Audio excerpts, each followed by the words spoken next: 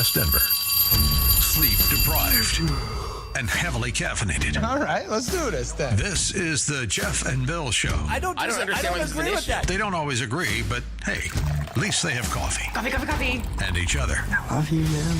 God help us. I want to bless him. We need all the help we can get. Now here's Jeff Hunt and Bill Thorpe. The Jeff and Bill Show on News Talk 710 KNUS.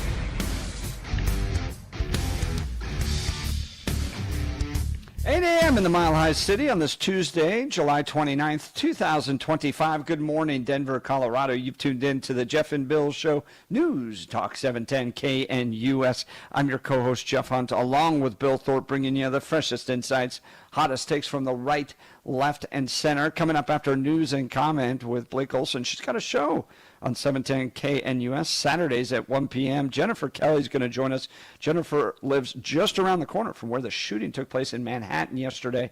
She's going to give us some insight on what happened, the response that took place. She's been in that building hundreds of times where the shooting took place. So interesting perspective. We'll hear from her. Plus, she has a show on the program, so you get a chance to get to know a little bit more about her. Jennifer Kelly, Saturdays, 1 p.m. on 710K, and you also will be joining us in just a few minutes. But now it's time for news and comment with Mr. Blake Olson. Blake Olson, news and comment.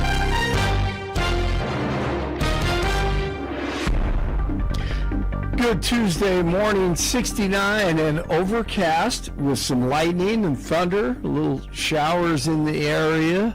This morning, up and down the Front Range means there's some humidity in the air. Expecting a high of 85 today. This portion of the news sponsored by Pastor Camp Heating and Air Conditioning at 303-777-1234 to learn more about special savings opportunities on Lennox equipment.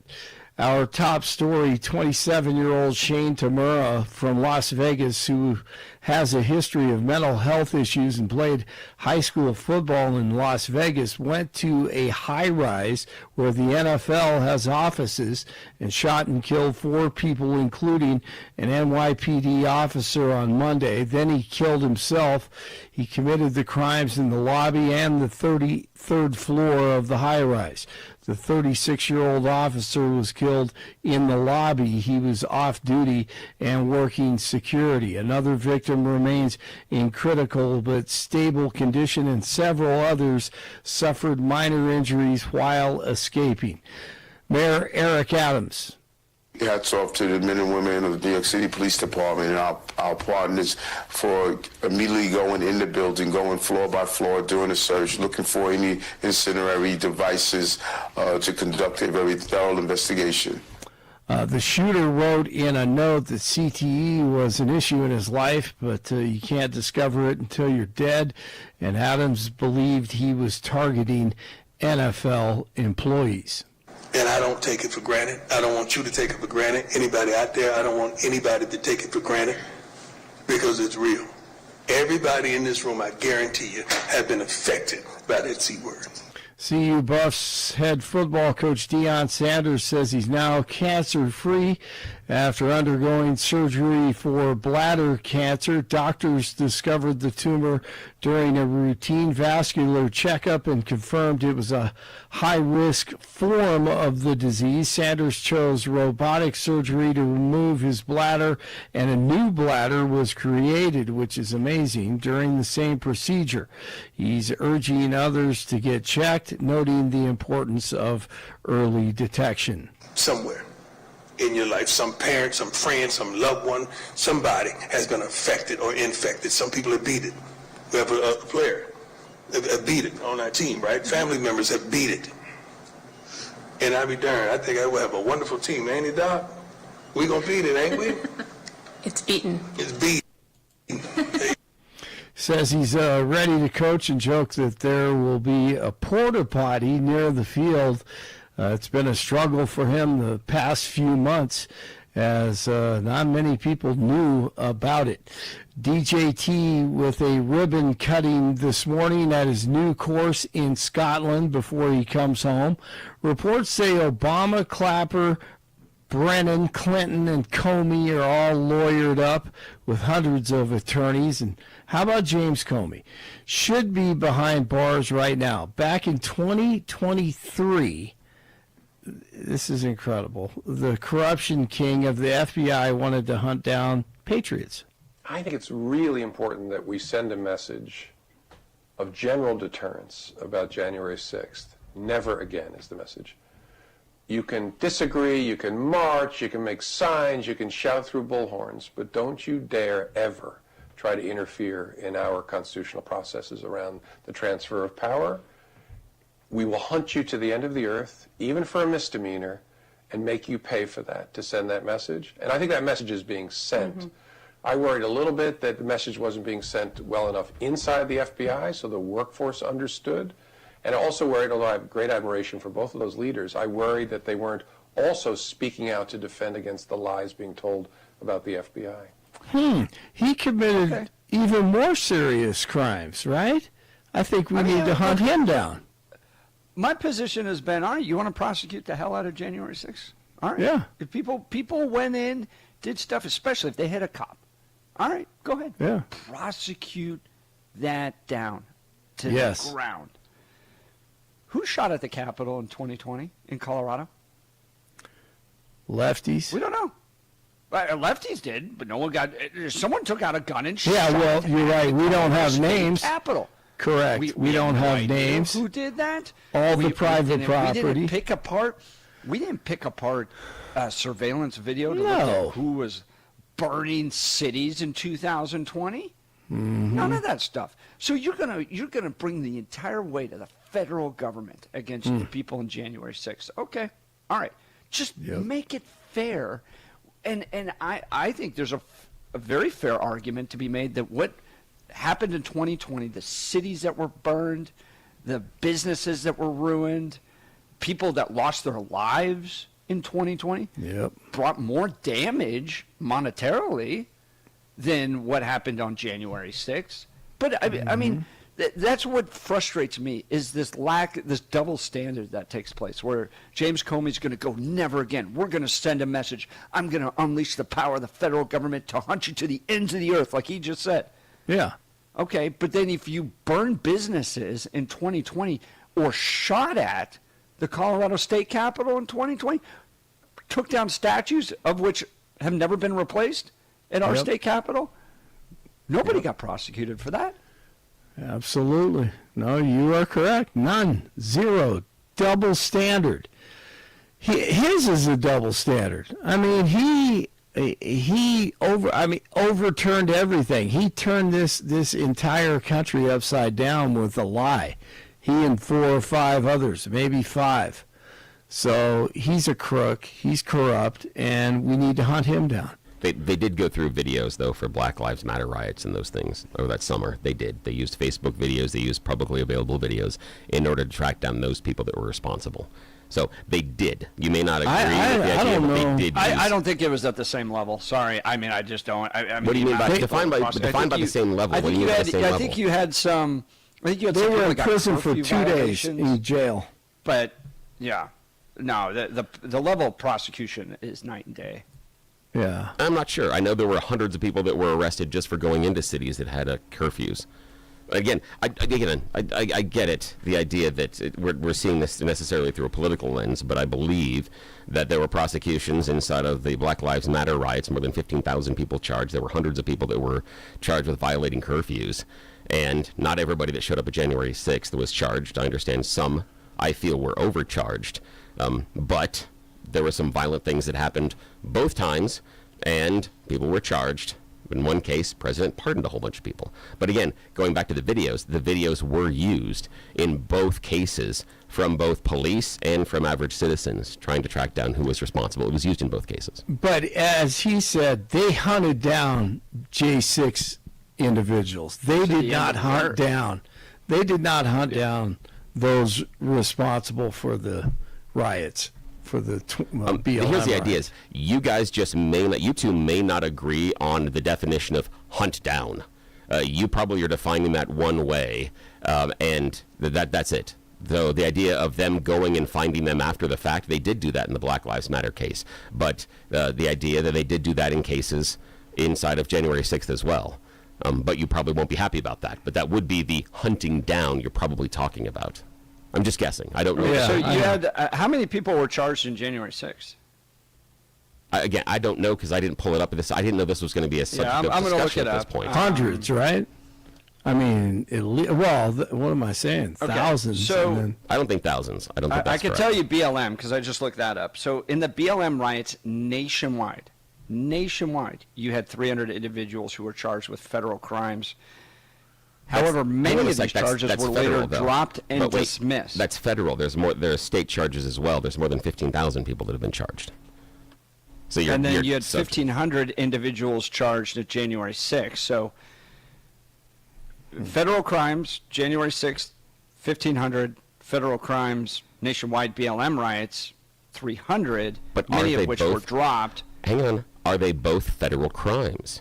Because here's the idea. If you had a gun and you shot at the state capitol, it's not a federal crime. It's a state crime. So you wouldn't be charged under a charged federal with that? crime. Now, hang on, Jeff. I'm not arguing who's been charged.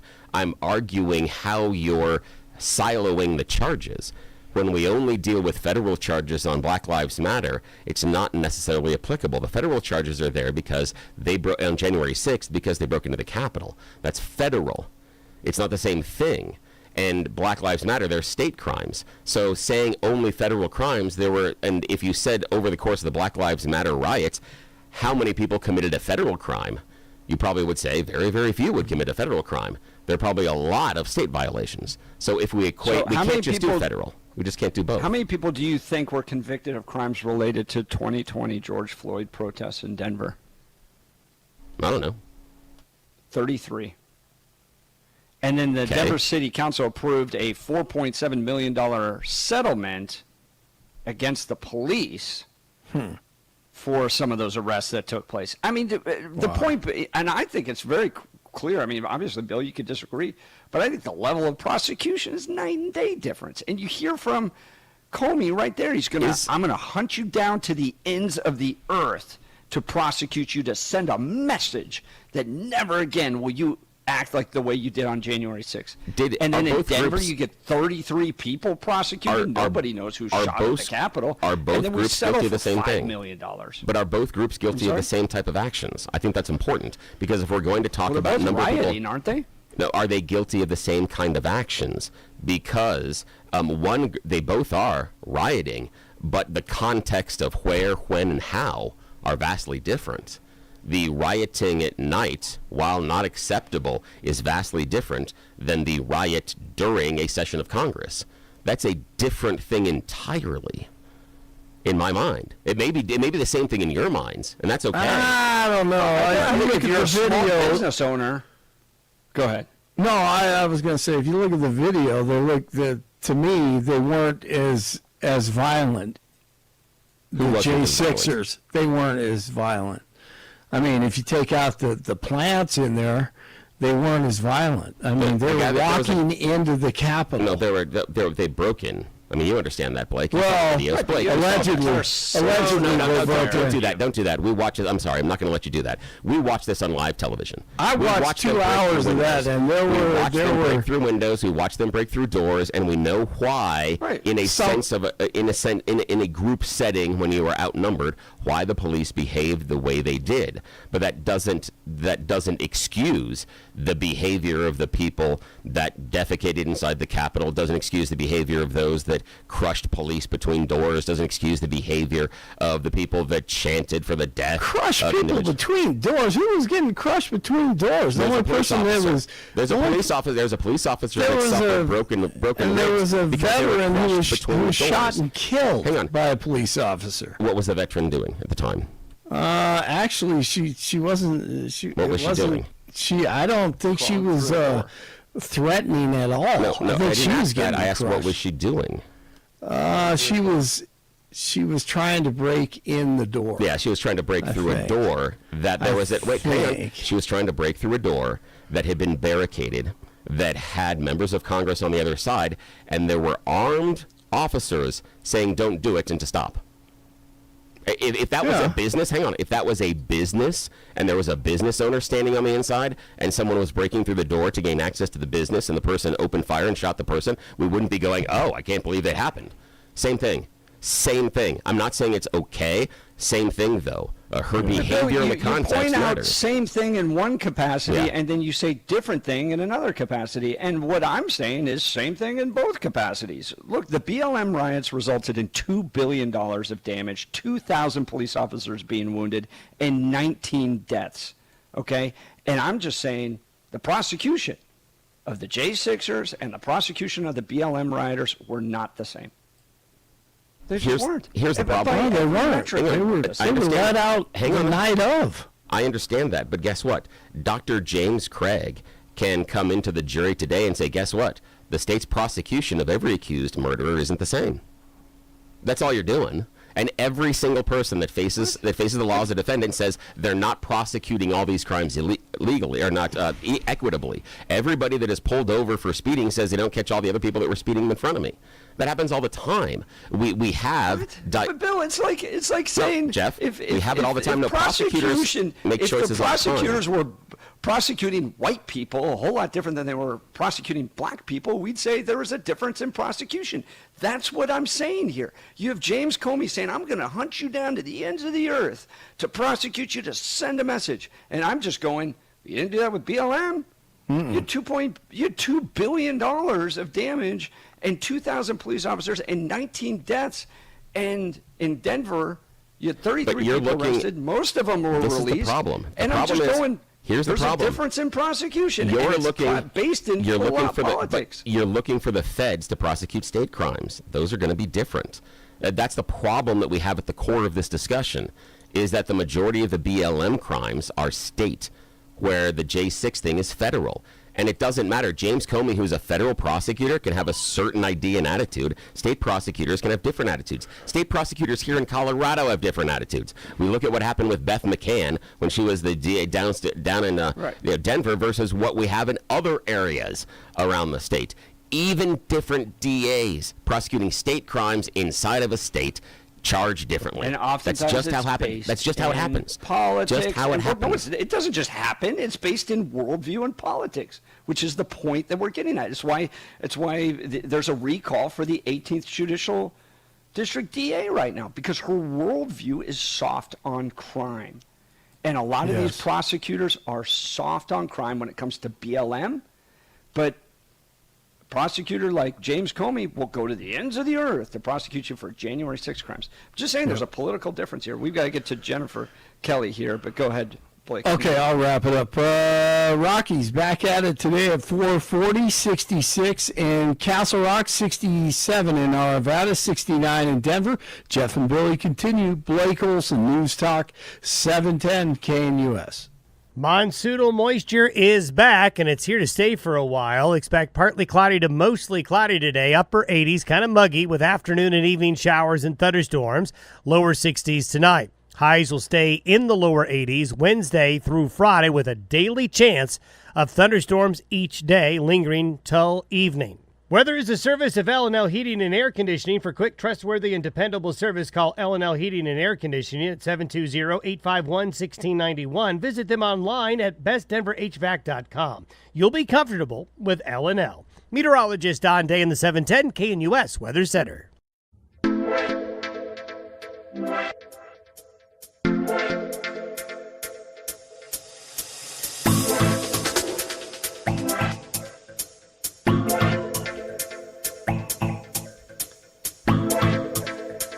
Welcome back to the Jeff and Bill Show. She lives right near where the shooting took place in Manhattan yesterday, and she's got a program on 710 KNUS Saturdays at 1 p.m. She joins us now, Jennifer Kelly, with the Jennifer Kelly Show. Good morning, Jennifer. Thanks for taking time to join the Jeff and Bill Show. Yeah, good morning.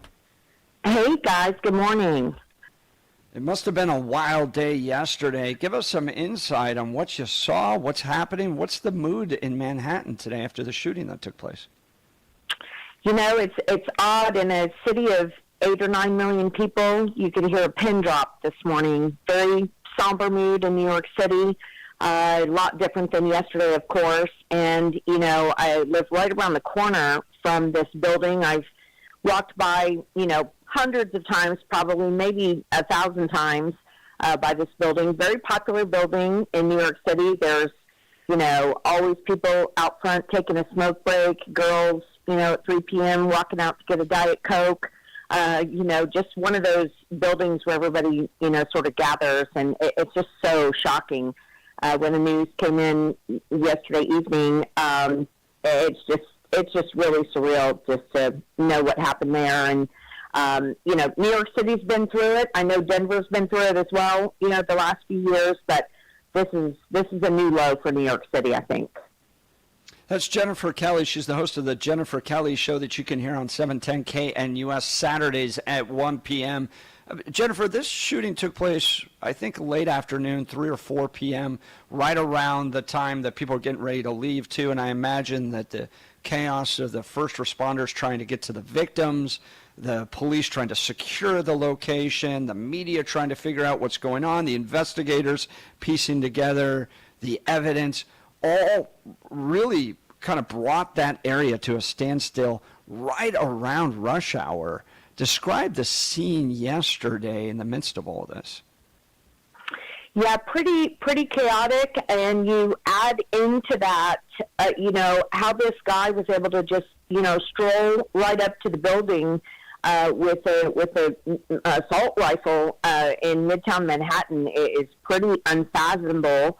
But if you really understand the situation in New York City, as I know you guys do, they defunded the police, so there were really no police around, and it's an odd phenomenon the last 2 or 3 years, actually, in the height of the crime crisis, the post-COVID crisis, the riots, and then the migrant crisis. When you walk around New York City, it's not like it was 4 or 5 years ago where you see a lot of police officers, and sure, you saw a lot yesterday in the after action, but I think the fact that this guy was just able to, stroll right up to the building, unchecked, unfettered, and kill the first NYPD officer he saw, I think that would have ended differently had we been in a pre-2020 posture where the police were fully funded, police fully on the job, fully on patrol. I think that would have had a different ending. And, the NYPD officer who lost his life certainly, I think, would be alive today.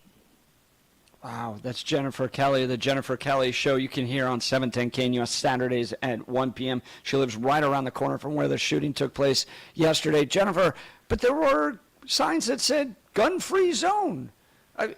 I don't understand. It was a gun-free zone. We've outlawed assault weapons like that in the city of New York, and he just ignored the law? I'm so confused. Help me understand what happened. I mean, look, there's no doubt liberals will be calling for more gun-free zones after this. They'll be calling for, magazine capacity limitations, the banning of quote-unquote assault rifles. This proves that, when people are intent to kill, whether they use a pocket knife like the individual did in Michigan just a few days ago to stab 11 people, they're going to do that. They're going to use the pocket knife to stab 11 people. And when people want to kill somebody with a gun, they're intent on doing that. They're going to walk right through and do that. And, we've learned over time, right, that the only thing that stops a bad guy with a gun is good guys with a gun. And, in some of the surveillance video yesterday, you could see some of those people in the outdoor plaza just, kind of walking around, walking back into the building right behind the guy who was carrying the gun. And you think about, states like Colorado where you can, open carry. Might have been a different situation in New York City yesterday. Had there been able to be citizens who could open carry in New York City. That's Jennifer Kelly. I mean, Jennifer, do you think?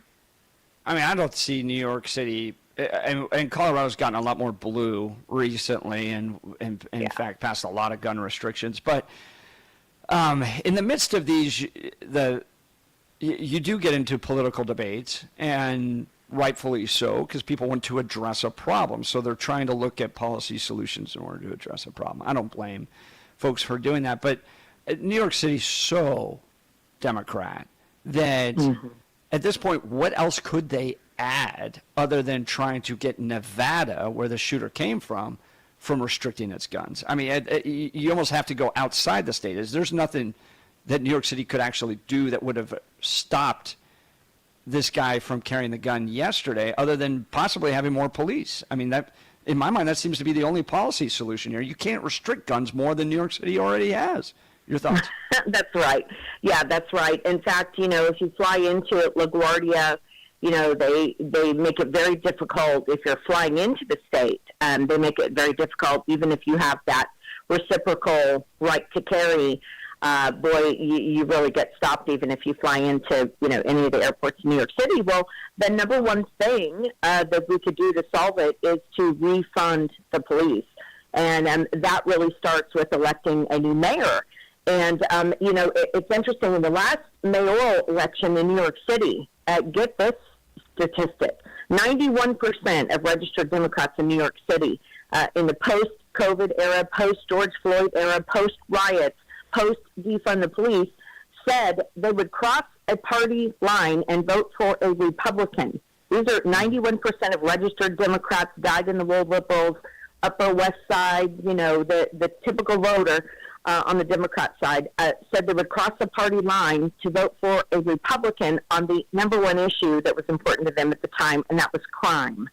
And I think it's safe to say that maybe the establishment Republican Party at the time kind of squandered that opportunity, and the voters, were presented with this guy, Eric Adams, who, the former NYPD. So I think the voters kind of got snookered by voting for a guy they thought was going to support the police, and turns out he didn't. And so, how we went from 91% of registered liberal voters willing to cross the party line for a Republican, and now 4 years later, they just voted to elect an open socialist. New York City's got some very serious problems.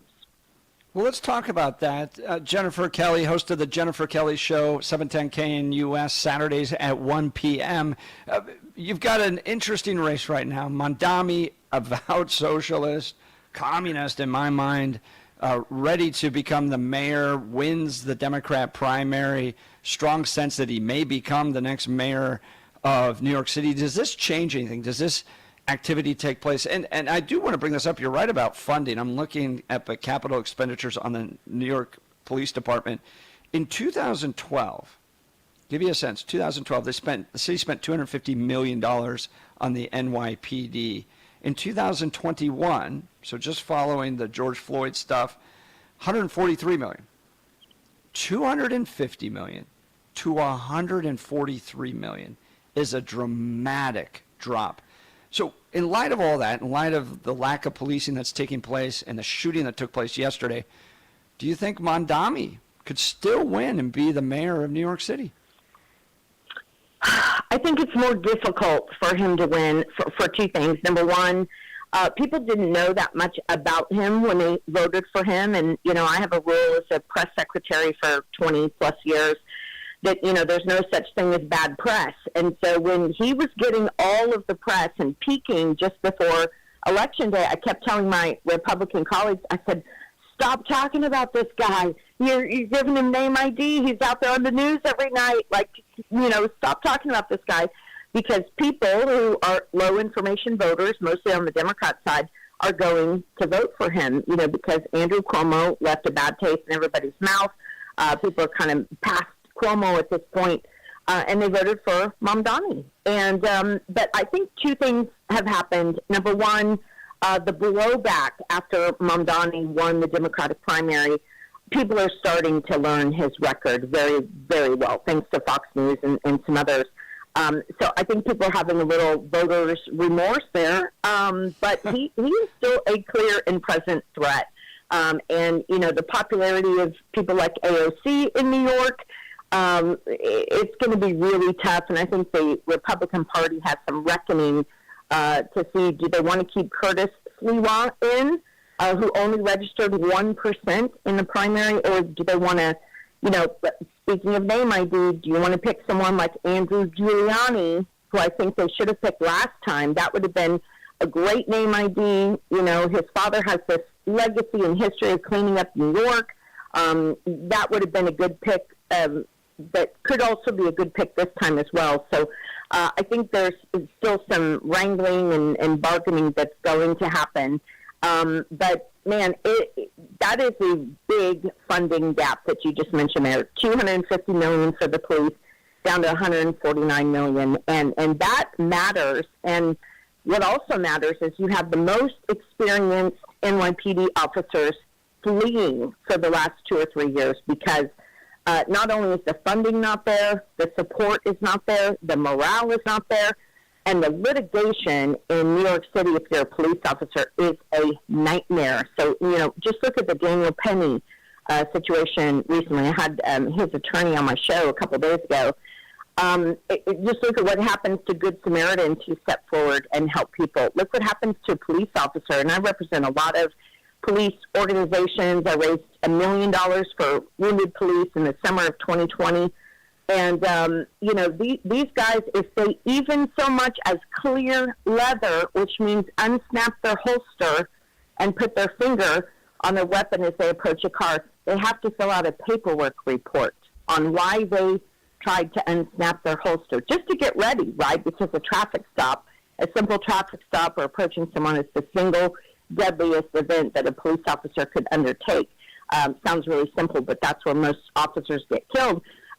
So just the paperwork and the legality, and these officers can get sued. They can get sued by the people that they, wrangle with on the street. I mean, it's just a real nightmare. And so this NYPD officer that perished last night, you got to give that guy so much credit because he signed up, he enlisted to become a police officer even after the summer of 2020, even after he knew that most of his fellow citizens despised police officers. And that guy still stood up and raised his hand and said, yeah, I'll go do that. So he just deserves our debt and gratitude. That's Jennifer Kelly, host of the Jennifer Kelly Show, 1 p.m. here on 710 KNUS every Saturday. We appreciate her time. She's coming to us from New York City. She's right around the corner from where the shooting happened yesterday. I want to go back to what you'd said about Mamdani, the candidate for New York mayor. You were talking about low information voters and then saying outlets like Fox News were bringing out the truth about him. Of those people that voted for him in the primary or potential voters, how many of them are Fox News viewers? And what I'm asking is, while Fox News and other conservative outlets may be bringing some stuff about him, are the people that are voting for him in that ecosystem? Does it matter? Well, that's a great point. No, they don't watch Fox, but anyone at this point shining a light on his policies is important because it has this trickle-down effect in the media.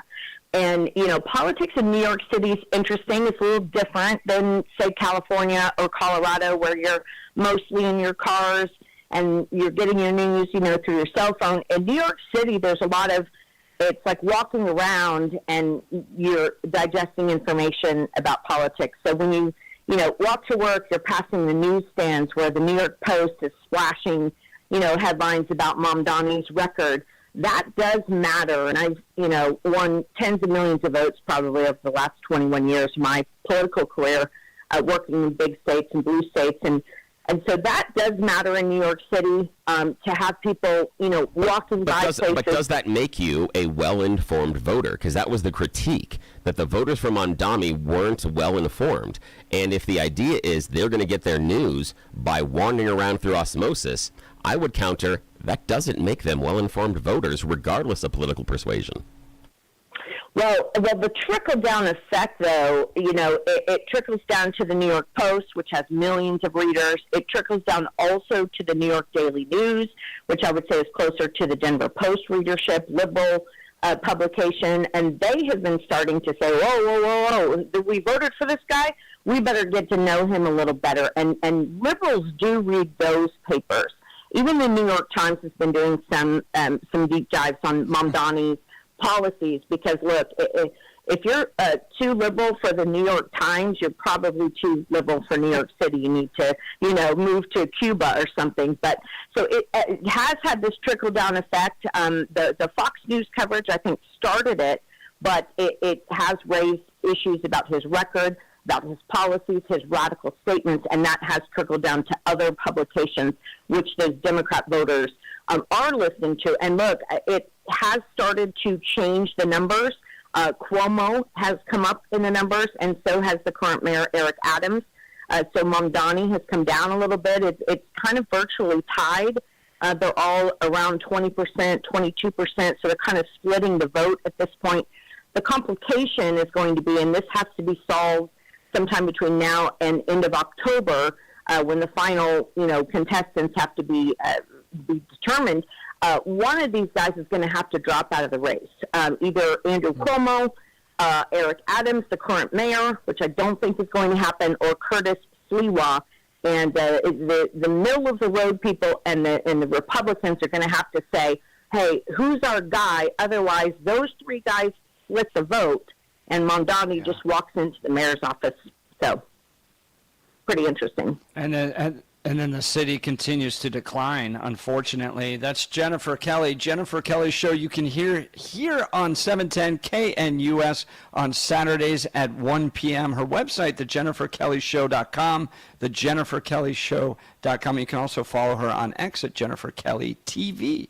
Jennifer Kelly TV there. I want to just correct, I was looking up the capital expenditures. So capital expenditures is like money, I think, into like police cars and stuff like that. It's not very clear from the New York City website. Mm-hmm. That went from $350 million in 2013 to 2021, $143 million. And then it looks like total revenue expenditures have flattened off and even declined in 2021. I mean, it's very clear that the city at one point was continuing to spend more and more and more money on policing, then decided to level off, and then with capital expenditures to New York Police, just cut those nearly in half. So the city clearly not investing in NYPD the way it needs to. Jennifer, we have very similar problems in Denver, big crime issues, and in Denver, half of the city's revenue comes from sales tax, which means if you don't go into the city and buy things, you don't attend sporting events, you don't attend theaters, you don't go to restaurants, well, then the city doesn't have the money to be able to do its liberal progressive policies. And I've been proposing a theory for a while now, what I call the woman in pearls theory. It's kind of like Giuliani's broken windows theory.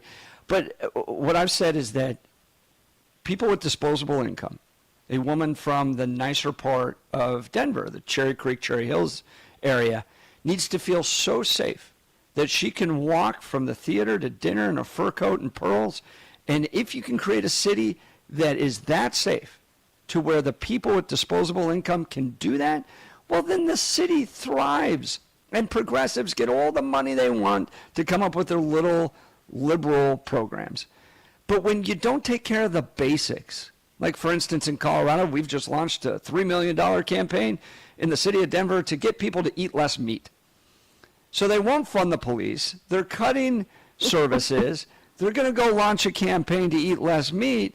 And then they wonder why nobody comes into the city and they don't have the sales tax revenue in order to meet their budget requirements. It's not that hard. It's not that complicated. But for whatever reason, Democrats hate the idea of being tough on crime. Is the city of New York getting tired of this at this point? Are they fed up? Because I remember visiting Times Square in the mid-2000s, late 2000, just before 2010, and it was wonderful. You went to a theater, you went out to dinner, you felt safe after the Giuliani days. Do people long for that, or is it just so progressive that, God forbid we put anybody in jail for actually committing a crime? Your thoughts? Well, it's interesting. In New York City, we did have that period of time in the last mayor's race. And, like I said, 91% of registered Democrats said, hey, we would consider a change of parties to elect someone who would address crime. Then we went through the migrant crisis, the migrant shelters, the hotels in New York City, which held so many of the illegal immigrants. And then President Trump got elected. And actually, New York City changed for about 6 to 7 months. And New York City was sort of back. There was a glimpse of what it had been pre-2020. It was like the illegal criminal migrants, the Trinidad guys that were, almost deporting themselves. So New York was getting back to what it was before. But, when that happens, people get complacent again, right? And so you look at the mayor's Democrat primary that just happened. People were a little complacent. They were relieved. They were no longer in crisis. People were starting to come out again, like you said, with the pearls theory. People were starting to go to shows again. People were starting to be out a little more after dark. I mean, there was a period of time in 2021 and 2022, and I'm a night owl, but I wouldn't go outside after 9 p.m., 9 p.m. As soon as the sun goes down, I'm inside, and that was different than the way I'd previously lived in New York City. So, it's a double-edged sword. The policies that President Trump is enacting on a national level that are helping New York City, shutting down those migrant shelters, threatening to deprive, federal funding if you don't clean up the sanctuary city. All of those things that are benefiting New Yorkers are also, I think, making New Yorkers complacent. So like, everything's fine now. Now we can play around with all these social programs that Zoran Mamdani is going to bring. He's going to give us free grocery stores and all these wonderful socialist things. And so that is a double-edged sword. And, speaking of your pearls theory, just look at what happened the other night in Cincinnati, Ohio. A group of people out for a birthday party, and they were basically beaten to a pulp, slammed down to the sidewalk. And, people who see that, I mean, who in the world, in their normal mind, is going to go out in a place like Cincinnati now? And those are places where the police budgets have been cut, police have been defunded, and it's not the only city. Denver is one of them. Austin, Texas was one of the first to defund the police to the tune of $150 million. And guess what? Murder went up 200% in just the first year after that. And if you think of, Austin, Texas is a university town where girls that are 18 years old, they represent 52 of the population there. If you're sending your daughter off to college in Austin, Texas, you better be aware of what the city around that university did, which was defund the police, and murder has skyrocketed. Yeah, that's Jennifer Kelly, the Jennifer Kelly Show. You can hear Saturdays, 1 p.m. on 710 KNUS. Be sure to tune into that. Jennifer, thank you so very much for taking time to join the Jeff and Bill Show. And you got introduced to Bill today. So Bill's the fun one in the Salem family relationship. Yeah, I'm referred to as the problem child in our family, and it's well-deserved. Well, that's my favorite kind. There you go. That's awesome. Thank you so much, yes, Jennifer. Thank you so much. Appreciate your time. All right, we'll continue. You're listening to the Jeff and Bill Show. This is Denver's talk leader, News Talk 710 KNUS.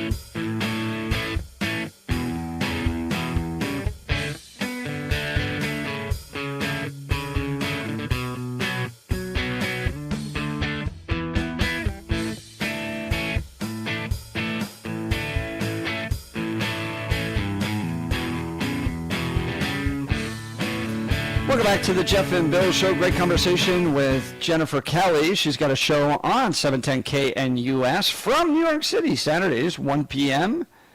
Tune in. She lives near where the shooting took place yesterday, which is crazy. Well, let's go back to the phone lines. Joe Arvada. Good morning, Joe. You're on with Jeff and Bill. Hey, good morning. Well, hi, Jeff, Billy.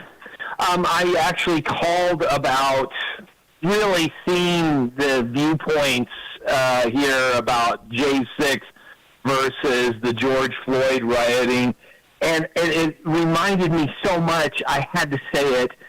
Jason Crow is now adamantly, vehemently saying how dangerous it is that people are saying that in the Trump administration are, like Pam Bondi, saying that Obama or Tulsi Gabbard is saying that Obama committed treason. That's so dangerous.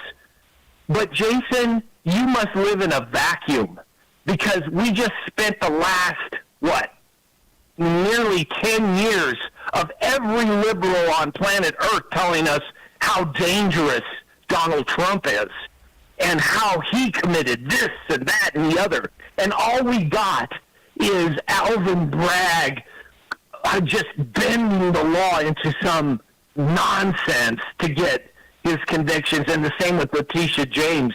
The courts bent themselves into a pretzel in New York trying to find ways to get Donald Trump convicted of something, an imaginary crime. But you said nothing, Jason Crow. You were right there alongside the crowd of Democrats telling us how awful Donald Trump, what a Nazi. Remember? You guys. But it's so dangerous saying what Obama actually did, that he actually did commit treason, even though he's not going to get prosecuted because Donald Trump proved that a president in the office has immunity. But those around him in his orbit, like Haldeman, Ehrlichman, John Dean in the Nixon administration, well, they're going to get prosecuted in the Obama administration, and rightly they should. Prosecuted for what? There's a hypocrisy. What are they going to be charged with? Well, sedition would be the starting point, I think. Okay, treasonous conspiracy. Just a moment. You asked. Okay. Treasonous conspiracy. Conspiracy to commit treason against the United States and the officers of the United States. Okay, cool. Including eavesdropping. Just a moment. Including eavesdropping on the President of the United States using the FBI, CIA, and the intelligence services to use the apparatus to commit phony charges that didn't exist, and then using a narrative to construct fraudulent cases that were not true, and then present them into the media fraudulently in a treasonous conspiracy. That's right, treason. None of that's treason. Treason. Yes, it is, and that's what's about to be. Joe, you had a moment. It's now my turn. We're going to do this based on turns. I appreciate you holding for that long, but this is not the Joe Show. We're going to take turns here. Treason is outlined by the Constitution, the only crime that is. It's very specific. None of what you have outlined so far rises to treason. Would you like to take a second bite at the apple? What is treason? That's what you don't understand. But that's what the justice system is about to prove to you. They're going to frog march the Comeys. They're going to frog march the FBI director and the CIA. Okay, the former director. And they weren't because Joe, I need your help here. Stop for a sec. I need your help. You say that I don't understand it. Inside of the Constitution, treason is outlined by doing just basically one of two things. You either wage war on the U.S. or you give aid and comfort to our enemies. Intelligence. Joe, which one of the two? All you have to do, Joe, which one of the two is the Obama administration guilty of? I'm telling you the outline, but for all you listeners out there to see the difference between how a Democrat or a liberal perceives things, Tulsi Gabbard outlined all of this Are you gonna answer the question? Answer the question. graphical form. Joe, are you going to answer the question? We're running out of time. We got a minute until the music starts. I'm giving you a shot. Which of the two that is outlined in the Constitution under treason is the Obama administration guilty of? Which of the two? Both.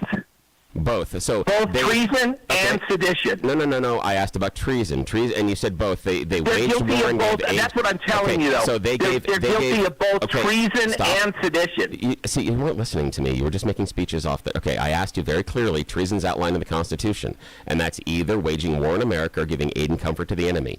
Under which of those two do you charge Obama? Both. How? And How did he wage war? here's No, the Joe, stop. How did he wage war on the U.S.?